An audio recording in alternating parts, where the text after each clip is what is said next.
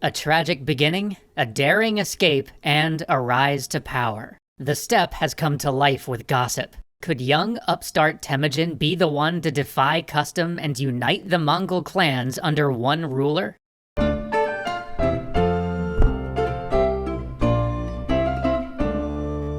Rumors of Temujin's daring escape from Jamika's band traveled fast across the steppe.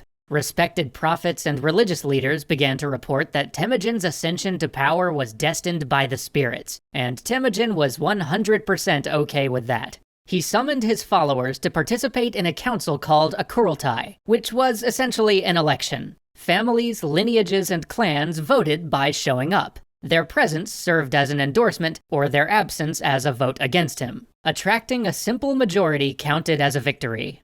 Unfortunately, the turnout was scarce. The majority of steppe lineages still supported Jamika.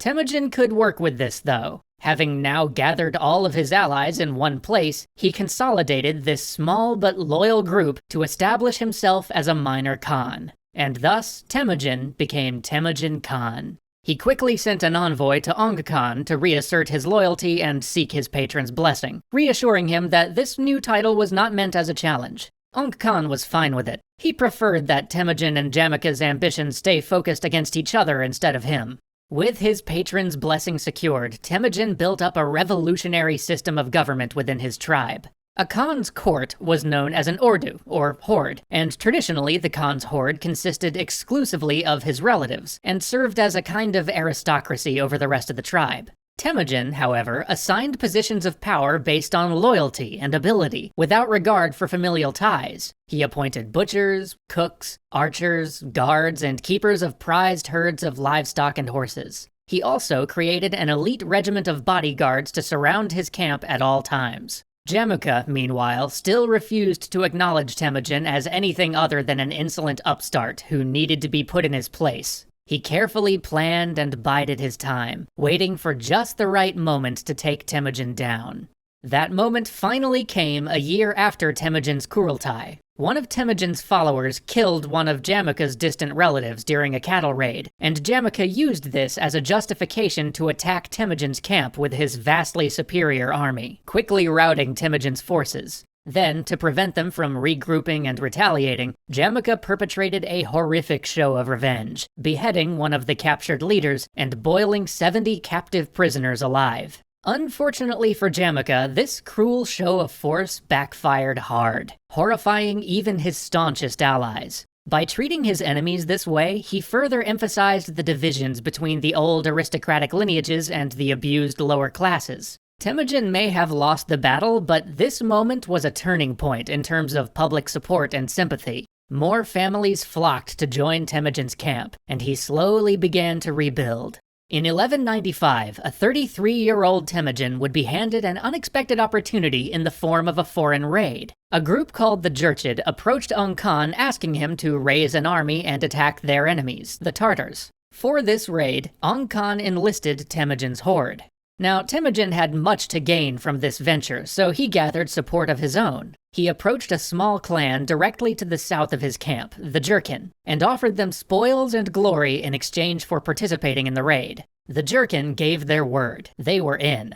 Shortly before the raid, Temujin invited the Jurchen to a feast. Unfortunately, during the celebration, Temujin's half-brother Belgate spotted two Jurchen attempting to steal horses. He identified one of the thieves as a renowned wrestler named Buri, and readied himself to fight the man as an equal, thinking that they would wrestle honorably. Instead, Buri drew his sword and cut Belgate across the shoulder, a grave insult. When the rest of the feast heard about this, it turned into a drunken brawl. And by brawl, I mostly mean food fight, because in keeping with tradition, everybody had left their weapons behind. Needless to say, when the time came to set out on a raid against the Tartars, the Jurchen never showed up to help.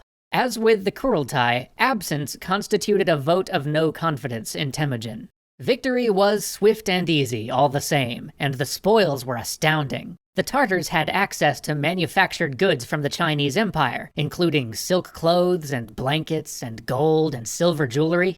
Captured children wore luxuries the likes of which the ragged Mongols had never seen on anyone, let alone a child. The opulence was astounding. But more importantly, Temujin saw clearly how the powerful Jurchid had just used one border tribe to fight another, and the lesson was clear. A tribe conquered today will rise up and have to be defeated again in an endless cycle of warfare with no decisive victory or lasting peace. Temujin will remember this. With his newfound wealth, Temujin was now prepared to push into the territories of smaller neighboring tribes. When he returned home to discover that the Jurchen had raided his camp while he was away, picking his first target became very easy. Now that he was an experienced, battle-tested commander, Temujin and his mounted archers scattered the Jurchen with ease. With this victory in hand, Temujin instituted another revolutionary change in ruling style. See, in the traditional cycle of Mongol raiding and counterattack, the defeated tribe was looted and a few key prisoners were taken, but the rest of the tribe was left alone. Historically, those survivors would then regroup and strike back, or seek out larger rival clans to join. Temujin decided that this cycle was not in his best interests. After defeating the Jurchen, he summoned a Kurultai of all his followers and conducted a public trial of the aristocratic Jurchen leaders. For failing to fulfill their promise of joining him in war, and for raiding his camp in his absence, they were found guilty, and Temujin had them executed.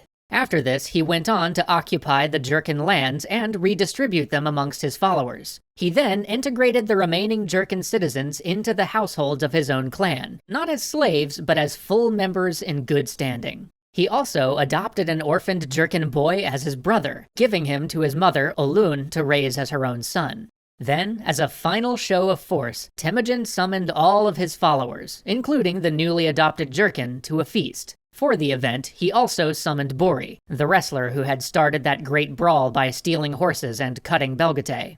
Temujin ordered the two men to wrestle. Buri had never lost a match in his life, but he feared Temujin's wrath and allowed Belgate to throw him. Normally, this would mean that the match was over, but Belgate and Temujin had made their own plans. After winning, Belgate set upon the defeated Buri and broke his back. With this final merciless display, Temujin had rid himself of all the Jurchen leaders and sent a clear message to all who might oppose him. If you surrender to Temujin and remain loyal, there are great rewards to be gained. But if you betray him, there will be no mercy, and nobody, not even aristocrats, are safe. Temujin moved his base of operations into Jurchen territory, continuing to conquer and attract lesser lineages. Meanwhile, Jamaka worked to establish himself as a leader and advocate for the aristocrats, who feared the threat Temujin posed to their traditions and way of life. Then, in 1201, once he had the full support of the aristocracy, Jamaka made a play for the title of ruler of all Mongols. He summoned his own Kurultai and successfully bestowed upon himself the title of Gur-Khan, an ancient and revered title which meant universal ruler. This was a strategic choice. Jamaka chose this title not just because it was ancient and respected, but also because the last person to bear the title was Ong Khan's uncle, who had ruled until Ong Khan revolted and killed him. Jamaka was not just challenging Temujin here, but Ong Khan as well. If he could win this war, he would be the supreme ruler of the Central Steppe. As Temujin's patron, Ong Khan came out personally to lead his warriors in the campaign against their rival. The battle was as much psychological as it was physical. Shamans lined the rocky cliffs along the battlefield, beating ritual drums to summon supporting spirits and control the weather. As they beat their drums, a massive thunderstorm gathered, which both sides attributed to the shamans supporting Temujin. This shook the resolve of many of Jamaka's warriors, and caused many to desert in fear of angering the spirits. Jamaka was forced to retreat.